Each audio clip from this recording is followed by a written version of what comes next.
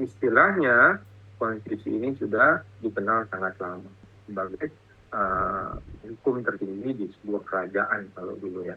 Hukum tertinggi dari sebuah entitas negara meskipun di era klasik. Nah, jadi sejarah konstitusi dengan sebutan yang macam-macam itu sudah bisa ditemui di era-era klasik, era-era kuno gitu ya. Nah, kalau padanannya banyak sekali tuh kalau di Inggris constitution yang kemudian diserap jadi istilah konstitusi, ya berasal dari misalnya ini aspek bahasa etimologinya. Di Belanda konstitusi atau grondwet, nah itu istilah dari Belanda. Di Jerman Verfassung atau Grundgesetz itu macam-macam lah. Saya juga kurang bisa hafalkan dengan benar. Di Prancis juga ada istilah droit constitutionnel, tapi itu semua adalah merujuk pada istilah namanya konstitusi. Sedangkan Indonesia konstitusi di dalam prakteknya, bukan teorinya, di dalam prakteknya kita sebut dengan istilah undang-undang dasar. Kalau ada yang menyebutkan konstitusi kita, Rocky Gerung kan selalu bilang begitu kan, ya. Konstitusi kita itu menyebutkan pasal ini, itu berarti dia menyebutkan undang-undang dasar kita mengatur di dalam pasal ini pasal itu, ya. Ini penggunaan. Jadi konstitusi itu hukum yang paling tinggi di Indonesia namanya undang-undang dasar. Meskipun nggak ada salahnya kalau kita menyebutnya bahwa konstitusi kita menyebut bahwa berarti itu mengarah pada undang-undang dasar, gitu ya. Jadi ini istilah konstitusi ya yang dikenal di banyak negara dengan istilah-istilah yang lain. Nah, apa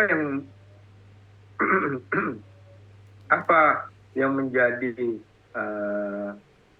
hal yang perlu kita pahami, yang menjadi hal yang penting dalam memahami apa maknanya ya. Pengertian konstitusi mencakup keseluruhan peraturan-peraturan baik tertulis maupun tidak tertulis yang mengatur dan mengikat cara-cara suatu pemerintahan negara diselenggarakan. Nah, dalam pengertian dan prakteknya ada dua berarti ya. Kalau pengertian secara menyeluruh kita maknai sebagai peraturan yang tertulis dan tidak tertulis. Jadi ada negara yang mempraktekkan tertulis saja, tapi ada negara yang mempraktekkan dua itu. Nah, jadi pengertian konstitusi itu diartikan dalam dua arti ya, dengan bentar. Jadi yang pertama dalam arti luas, yang kedua dalam arti sempit. Dalam arti luas maknanya bahwa konstitusi dalam arti luas digunakan untuk menggambarkan seluruh peraturan tentang sistem ketatanegaraan suatu negara. Apapun, baik peraturan yang tertulis maupun tidak tertulis. Dalam kebanyakan negara dunia, peraturan tertulis dan tidak tertulis disebut the Constitution. Salah satu contoh ada di Inggris. The British Constitution adalah kumpulan peraturan legal dan non-legal. Namun di Indonesia disebut dengan teori negara. Ya, jadi ada yang tertulis, ada yang tidak tertulis. Nah, sedangkan dalam arti sempit, konstitusi itu adalah undang-undang dasar, tidak hanya meliputi aturan dasar tertulis. Jadi intinya bahwa kalau dalam arti luas itu prakteknya ada istilah konvensi, kesepakatan yang disepakati oleh orang meskipun tidak tertulis. Tidak tertulis. Contoh membentak tua misalnya. Kalau orang tua ini nggak ada di Indonesia tertulis. Ada anak bentak orang tua misalnya. Kita tidak menggunakan istilah konstitusi yang tidak tertulis. Jadi tidak ada undang-undang peraturan yang menegaskan mengatur tentang itu. Cuma ada konvensi bahwa orang tua bisa lapor Kenapa saya tersakiti, saya terdolimi oleh anak saya. Nah, itu bisa seandainya masyarakat punya konvensi, punya kesepakatan. Jadi aturan itu bisa tertulis dan bisa tidak tertulis. Nah, kalau di Indonesia memang tertulis, hal-hal yang tidak tertulis tidak bisa dikenakan pasal atau hukum. Ini perbedaan dalam prakteknya ya. Jadi beberapa ahli juga menjelaskan tentang apa itu konstitusi ya. Jadi Anda baca saja intinya bahwa semua aturan ketatanegaraan yang berupa kumpulan peraturan yang membentuk, mengatur, memerintah dalam pemerintahan suatu negara. Ada beberapa perspektif intinya bahwa aturan-aturan tentang negara itulah yang disebut konstitusi. Jadi Anda baca dulu. Ini beberapa pendapat juga ya.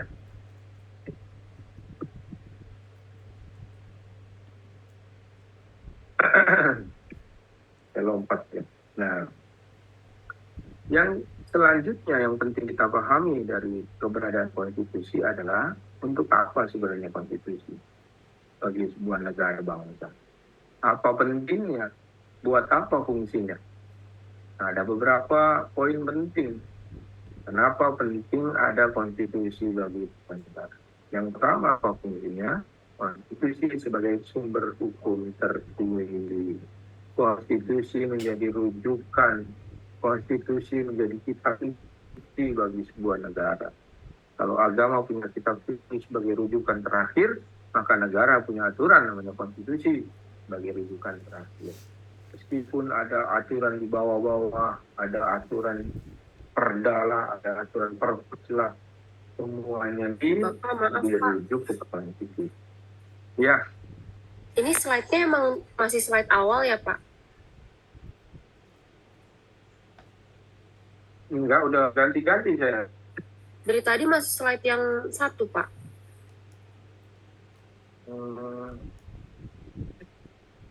Dari tadi slide satu ya. Sebentar ya. Dari tadi itu. Iya, Pak. Bentar. Ini udah berubah belum? Udah, Pak. Udah, Pak, udah berubah. Udah berubah ya? Udah, Pak. Benar, udah berubah? Udah, Pak. Sudah berubah, Pak. Baik. Jadi, saya ulang lagi.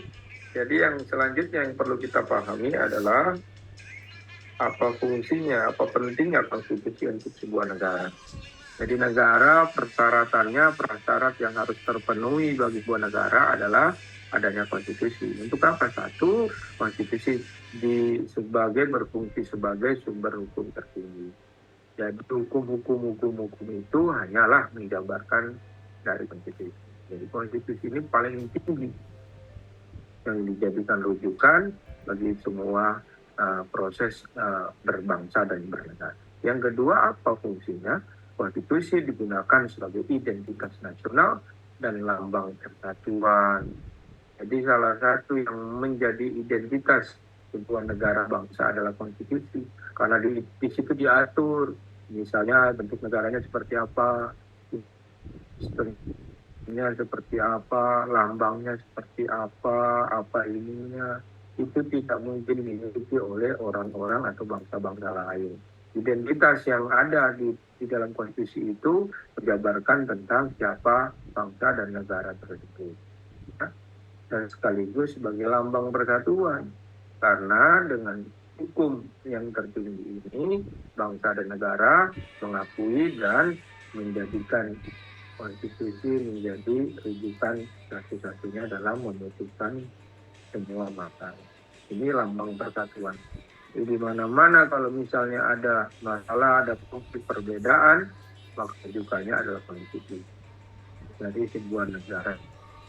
Yang selanjutnya konstitusi digunakan sebagai dokumen nasional. Tentu saja ya, fungsi yang meskipun tidak penting dalam aspek substansi, cuma negara harus punya bukti yang secara hukum dimiliki. Yang paling tidak konstitusi lah.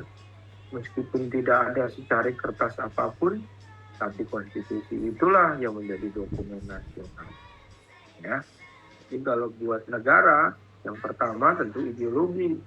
Yang kedua apa? Konstitusi. Mana hukumnya? Wah, belum ada. Tadi mana aturan yang mau dipakai untuk mengatur negara? Konstitusinya nggak ada. Ya belum bisa. Itulah intinya syaratnya jadi dokumen nasional. Selanjutnya sebagai alat membatasi kekuasaan. Konstitusi mengatur lembaga-lembaga negara. Konstitusi mengatur organ-organ yang akan menjalankan negara. Tapi sekaligus memberikan batasan untuk kewenangan yang dijalankan.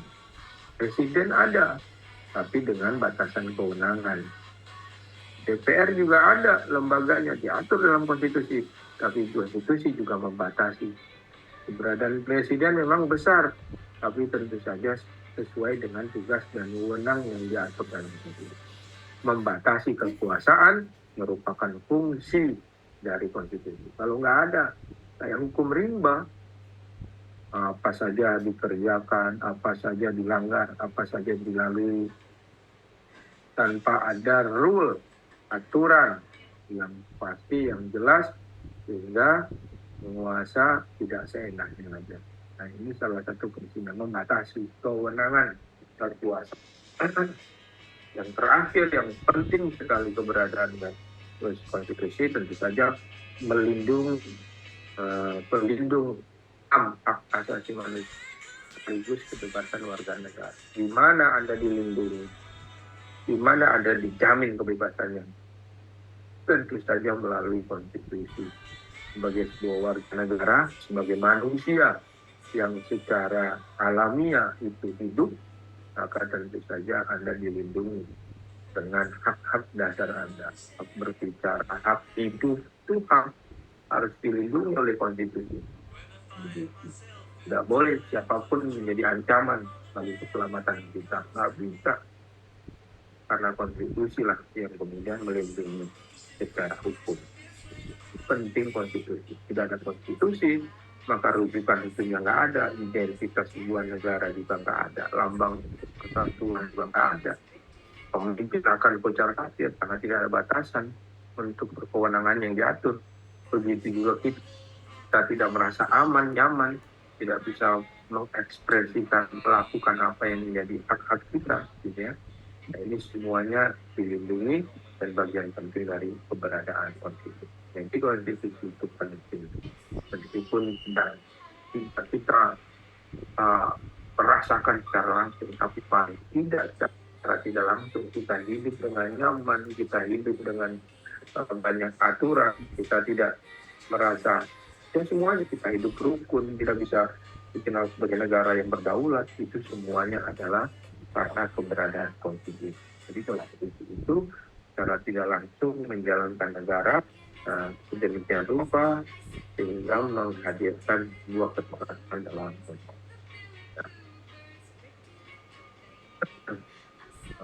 teror. Nah, ini perjalanan terbentukan konstitusi dalam sejarah perkembangan manusia. Jadi dari dulu memang sudah ada konstitusi, cuma dalam prakteknya mungkin berbeda-beda. Beberapa ahli telah mengeluarkan konsep ya tentang perjalanan sejarah konstitusi di dalam sebuah negara. Di era klasik dulu, di mana dikenalnya ya monarki itu kerajaan, monarki absolut itu kerajaan yang mutlak, tak terbantahkan. Raja-raja dahulu itu kan kekuasaannya mutlak. Keberadaan konstitusi memang tidak seperti sekarang, tentu saja ya. Tapi keberadaan konstitusi, kedudukannya dipakai sebagai alat untuk melegalisir kekuasaan bangsa. Itu raja pertama berlindung di bawah konstitusi. Ini konstitusi mengharuskan saya. Itu dulu raja-raja yang otoriter, yang absolut kewenangannya. Tapi ini ditemui di era klasik mungkin sebelum abad-abad modern. Nah, perjalanan selanjutnya di masa peralihan dari feodal monarki. Feodal itu apa ya, tuan dan kaula, hamba gitu. Feodal itu ada yang penguasa, ada yang dikuasai, tapi dalam konteks yang memang apa ya, nyata. Misalnya ada raja, orang dalam, orang luar, orang darah biru, orang itu feodal. Nah, di dalam proses yang masa feodal monarki, kerajaan yang feodal, ke negara nasional demokrasi, kedudukan konstitusi sebagai benteng pemisah rakyat dengan penguasa. Kemudian beratur, berfungsi sebagai alat rakyat dalam memperjuangkan kekuasaan melawan golongan pemerintah. Meskipun tidak dipakai tadi seperti raja yang di era absolut monarki tadi, tapi berangsur lebih ya berarti dalam rangka melindungi, karena konstitusi yang membedakan, oh ini darah abdi dalam, oh ini bukan darah abdi. Itu yang mengatur adalah konstitusi hukum tertinggi mereka, yang mereka anut, mereka pegang selama itu ya. Jadi feodal monarki itu menjanjikan pemisahan, mana yang tuan, mana yang kaula atau hamba atau rakyat biasa. Nah, munculnya sejarah dunia barat menjadikan konstitusi dimaksudkan untuk menentukan batas wewenang penguasa menjadi hak rakyat. Ini yang menjadi sejarah baru. Dunia barat memulailah salah satu praktek di mana konstitusi itu dijadikan sebagai sarana bagi rakyat untuk bisa mengatur negara. Barulah kemudian kuliah. Masa kelahiran demokrasi, konstitusi dipakai sebagai alat rakyat untuk konsolidasi kedudukan hak dan politik, mengatur kehidupan bersama, dan mencapai cita-cita bersama. Ini proses selanjutnya dari keberadaan konstitusi. Dan yang terakhir, masa demokrasi konstitusional. Itu saja, ya seperti yang sekarang kita alami. Konstitusi berperan penting, terutama dalam membatasi kekuasaan. Ini kedudukan sejarah perubahan posisi kedudukan yang dipakai oleh sebuah negara, sebuah masa di mana masyarakat itu berada ya. Dari mulai yang klasik, menuju yang feodal, menuju lebih demokratis, menuju yang sangat demokratis seperti ini. Ya. Kedudukan konstitusi di era sekarang, ya, model demokrasi konstitusional adalah sebuah negara sebagai hukum dasar, hukum tertinggi. Yaitu tidak hanya dinilai sebagai perangkat aturan, tapi sebuah rangkaian sistematis dari perbuatan manusia menentukan isi sebuah. Tanpa negara modern, konstitusi menjamin rakyat untuk kedudukan hukum dan politik, untuk mengatur kehidupan bersama dan mencapai cita-cita bentuk negara. Juga merumuskan atau menyimpulkan prinsip hukum haluan negara tentang patokan kebijaksanaan yang mengikat. Nah, ini hal penting di dalam perkembangan kedudukan konstitusi.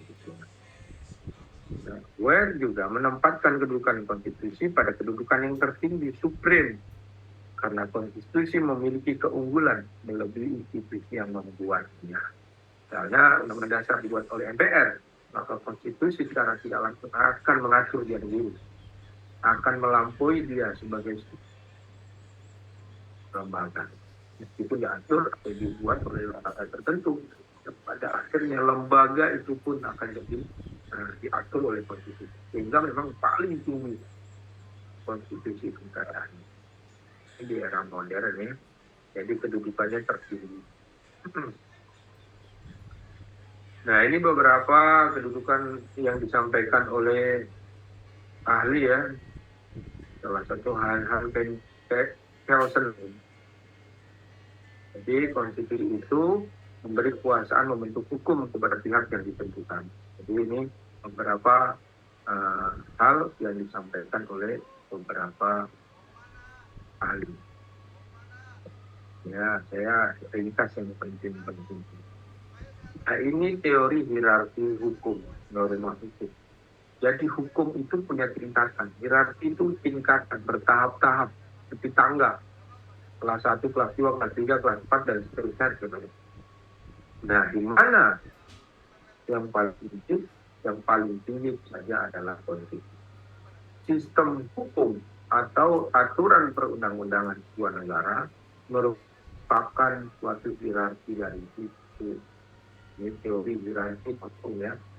Hans Kelsen, ada kalau misalnya pernah dengar istilah atau nama Hans Kelsen, banyak perdebatan. Hans Kelsen menyebutkan teori hukum, norma hukum, bahwa yang namanya hukum itu atau sistem itu bentuknya hierarki, bertahap, berjenjang. Pada hierarki itu, suatu ketentuan hukum tentu bersumber dari ketentuan hukum yang tinggi. Misalnya konstitusi atau undang-undang dasar. Ini ada contohnya. Nah, ini salah satu hierarkinya. Undang-undang dasar adalah yang paling tinggi, rujukan dari semua aturan. Diturunkan ke dalam undang-undang. Dulu ada namanya TAP MPR, tapi sekarang sudah tidak ada lagi. Undang-undang dasar diturunkan kepada undang-undang. Undang-undang diturunkan kepada peraturan pemerintah. Peraturan pemerintah yang dibuat presiden, mungkin dibuatlah keputusan presiden yang lebih detail. Misalnya SK tentang surat keputusan presiden tentang menterinya. Sedangkan peraturan pemerintah mengatur jauh lebih umum. Ya. Kalau tugas itu khusus. Ada era di bawah. Jadi ini hierarki yang jenjang. Nah, ini seperti yang diatur dalam pasal 7 ayat 1 Undang-Undang Nomor 12 tahun 2011. Ini jenjangnya dimulai yang tertinggi sampai yang terendah tingkat kabupaten kota. Perda namanya peraturannya itu. Itu yang dimaksud dengan hierarki. Jadi hierarki atau teori norma hukum menurut Hans Kelsen di sistem hukum itu punya hierarki. Dan hierarki di mana maksudnya adalah ketentuan hukum itu bersumber dari hukum yang lebih tinggi. Nah, ya. Kedua. Yang ketiga, ketentuan yang lebih tinggi ini atau grand norm atau norma dasar yang bersifat komprehensif. Artinya umum. Artinya memang kita belum bisa dilaksanakan. Misalnya ada pasal di dalam undang-undang yang ini memang sifatnya kita dikatakan bahwa masyarakat atau warga negara itu berikan hak untuk berkumpul apa itu namanya lupa sampai saya ya, terkait dengan kebebasan ya, berekspresi, bersekat, berkumpul dan berpendapat misalnya.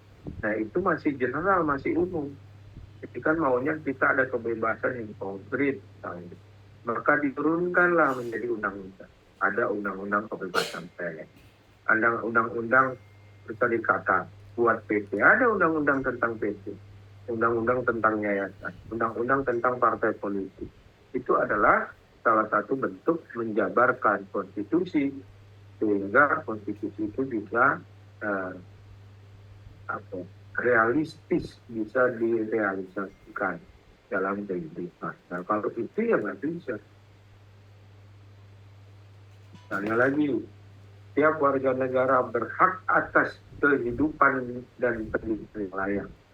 Itu konstitusi. Konstitusi diatur, kita punya hak untuk mendapatkan penghidupan dan pendidikan yang layak. Tapi bagaimana tuh? Apa bentuknya? Buatlah undang-undang di bawahnya. Undang-undang tentang kesejahteraan sosial. Kita mendapatkan banyak fasilitas kesejahteraan. Undang-undang tentang pendidikan nasional, undang-undang tentang sistem pendidikan, undang-undang tentang pelayanan publik, itu semua diarahkan dalam rangka untuk menerjemahkan Indonesia. Memang konstitusi itu masih sifatnya hukum yang sangat universal, global, belum bisa diaplikasikan. Sehingga kalau mau dipraktekkan maka harus diturunkan menjadi ketentuan yang lebih detail. Nah, ketentuan yang lebih rendah merupakan konkretisasi, ya diperjelas sama dia tentang ketentuan yang lebih tinggi. Sifatnya harus lebih konkret. Yang tadinya samar, yang tadinya masih multitafsir, maka undang-undang atau ketentuan di bawahnya itu harus konkret, harus terlihat bentuknya apa, ya. Ini jadi prinsip dalam teori hierarki norma itu. Ini menurut pendapat Hans Nawensky. Anda baca ya, ini tidak jauh bedanya ya. Jadi ini terkait dengan teori hierarki norma hukum. Jadi ketentuan hukum itu berjenjang atau hierarki bentuknya, di mana semua ketentuan hukum harus punya payung hukum tadi ya. Dan ketiga, kalau ketentuan yang paling tinggi itu sifatnya memang masih sangat normatif, masih cita-cita. Yang keempat, ketentuan hukum yang lebih rendah itu sifatnya harus konkret dan menjabarkan ketentuan yang lebih tinggi. Itu teori Hans Kelsen tentang norma hukum, teori hierarki hukum. Nah, di Indonesia ya penjabarannya diatur nih dalam Undang-Undang nomor 12 tahun 2011 tentang pembentukan peraturan perundang-undangan. Nah, yang selanjutnya adalah fungsi konstitusi. Beberapa ahli juga menjelaskan tentang fungsi-fungsi konstitusi. Cuman yang lebih detail ini fungsinya yang disampaikan oleh Dunia Siddiqui. Dan tadi tidak jauh berbeda ya dengan pentingnya tadi ya. Karena itu urgensitas dan konstitusi sama sebenarnya kalau kajiannya adalah fungsi. Jadi ini beberapa fungsi yang menjadi fungsi dari keberadaan konstitusi. Nah, yang selanjutnya yang penting mesti saya sampaikan adalah apa saja yang diatur di dalam konstitusi.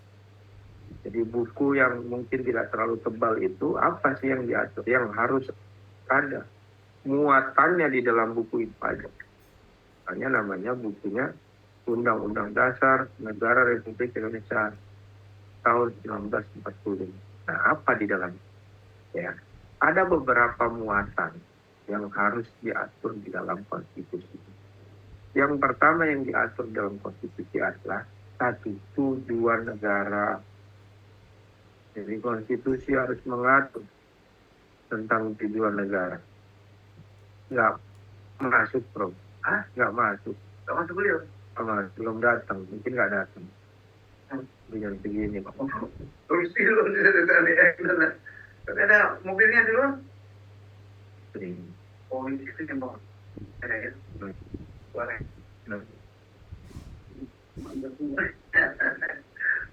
Siap, Bro. Siap, Bro.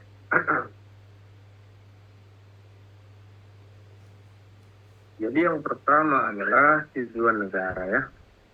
Jadi di mana kita menemukan ada konteks tentang tujuan negara, ada tentang tujuan negara di dalam konstitusi. Nah, di mana Undang-Undang Dasar itu disebutkan dan jadi pembukaan Undang-Undang Dasar alinea keempat. Dalam rangka untuk melindungi genap tumpah darah, tanah air dan tumpah darah itu bagian dari cita-cita. Ya, jadi nanti ada buka di mana tujuan negara itu di dalam pembukaan Undang-Undang Dasar alinea itu tertuang sebagai tujuan negara bangsa. Yang kedua yang kemudian diatur juga adalah lembaga negara nih. Yang ngurus negara itu diatur. Ada DPR, ada MPR, ada DPD, ada semuanya di konstitusi. Kalau kita mau belajar Undang-Undang Dasar, baca-baca ya salah satu dari yang banyak yang diatur ada pengaturan tentang lembaga negara. Yang ketiga pembagian kekuasaan yang tadi kita bahas. Yang keempat hak asasi manusia, sistem pemerintahan, hubungan pusat dan daerah, prosedur penyelesaian pertikaian, pengawasan pejabat negara dan perubah konstitusi. Inilah hal-hal yang diatur yang dimuat dalam sebuah konstitusi. Jadi kalau ini tidak ada, masalah. Nah, kalau nambahkan boleh. Yang pasti makanya di semua negara yang diatur adalah hal-hal yang dasar. Lebihnya mungkin penjabaran dari kita. Kalau lebih ada, mungkin ada. Tapi ini yang penting yang selalu ada tertuang di dalam sebuah konstitusi sebuah negara. Ini penjabaran ya. Ini juga beberapa pendapat ya tentang apa muatan kita sudah dirangkum semua. Nah ini proses perjalanan konstitusi di Indonesia ya, ada perubahan-perubahan atau amandemen ya, nanti Anda baca.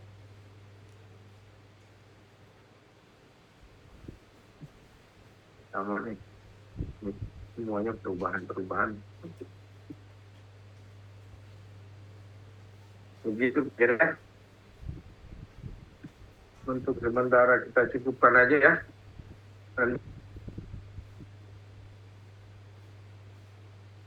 Oke. Halo. Iya, Pak. Ya, Pak. Jumat ya 10.50 ya, jangan lupa 10.50 ini saya absen dulu nih. TKN R02 Kantor. Ya, nggak ada ya hari yang itu ya. Ramdhani Januar. Ramdhani. Nggak ada juga Ramdhani.